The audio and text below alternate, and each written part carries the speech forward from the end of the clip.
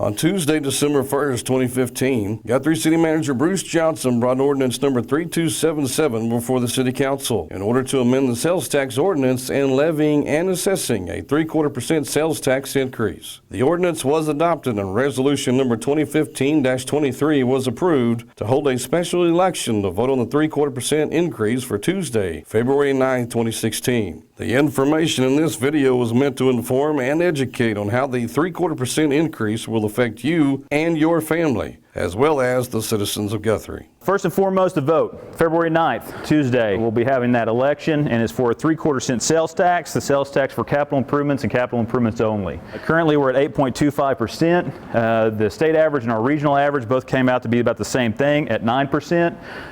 So that 3/4% would put us right at 9%, right in line with the rest of the state and the rest of our region. In order to have our best shot for a positive election, that we had to have a sunset on it, and that sunset came back to be 15 years after we sat down and put together a list of projects that we needed, and that seemed to be the appropriate term in order to fulfill the desires that we had on the project side. The citizens selected number one as streets. I think if you went to any community in anywhere in the state of Oklahoma or anywhere in the United States, I think streets would probably be the number one priority. Every single one of our 10,000 residents have their own personal pothole that they'd like to see fixed, and so we want to go out there and start addressing our streets in a more comprehensive approach. The street department specifically maintains 144 miles of streets and roads, 13 bridges, as well as curbs and sidewalks, with a crew of 7 employees. Over about the last 5 years, you guys have taken somewhere in the neighborhood of about $175,000 to $200,000 a year and put them back into asphalt overlays. What they've done is selected some of the worst streets out of East Ward and gone out there and overlaid them at that point in time.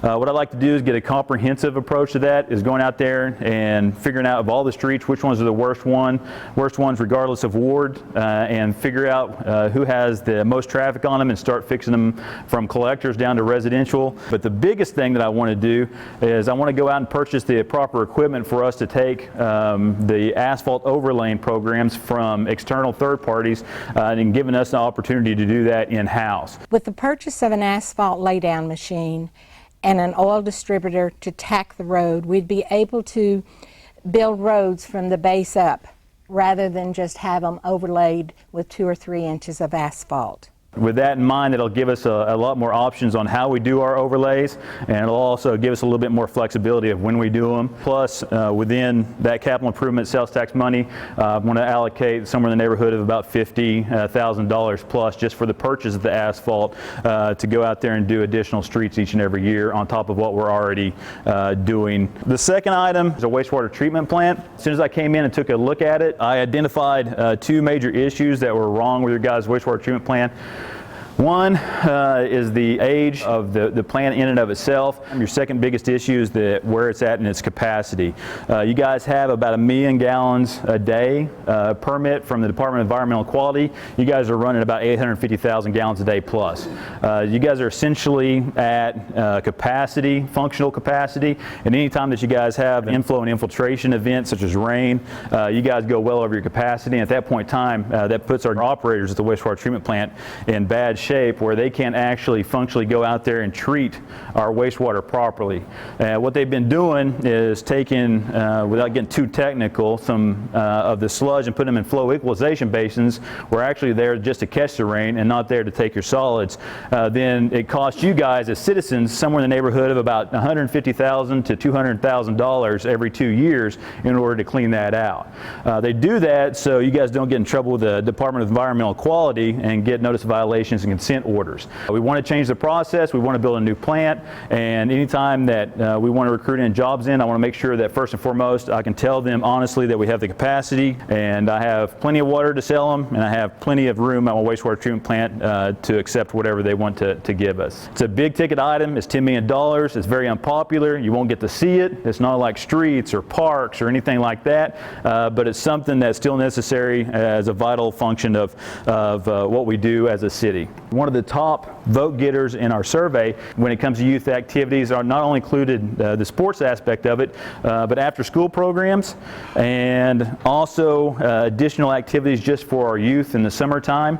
Instead of having a hodgepodge all the way around town with, multiple organizations doing multiple different things, try to centralize that and see if we can't come together as a community and support that area of youth activities. One of the other things, all of our cop cars are older models and multiple models, multiple brands, multiple pieces, types of equipment that are on there. Your average cop car is somewhere around 13 or 14 years old with 140,000 miles on it, and that doesn't even count the number of hours that are actually on engines. And if I don't have a cop car that can make it out to a call, because we're spending more on repairing it than we are a new car that's actually under warranty that can fix the next day and turn around and be out there on the street, then that comes back on me. And I consider that to be a reflection back on our community and our pride on making sure that our personnel have the right tools, so they have every right to do their jobs and have no excuses but to do their job right. Along with that is a ladder truck for the fire department. Our ladder truck it's a 1991 65-foot ladder, and unfortunately has experienced mechanical failure. It failed its certification testing that we're required to do by national standards every year. Some people may question, why do we need a ladder truck here in Guthrie? Well, one, this city's had one since the department was founded back in the late 1800s. You drive downtown, which is our pride and joy, and just downtown alone we've got several 3- and 4-story plus buildings which insurance office requirements require us to have this ladder device.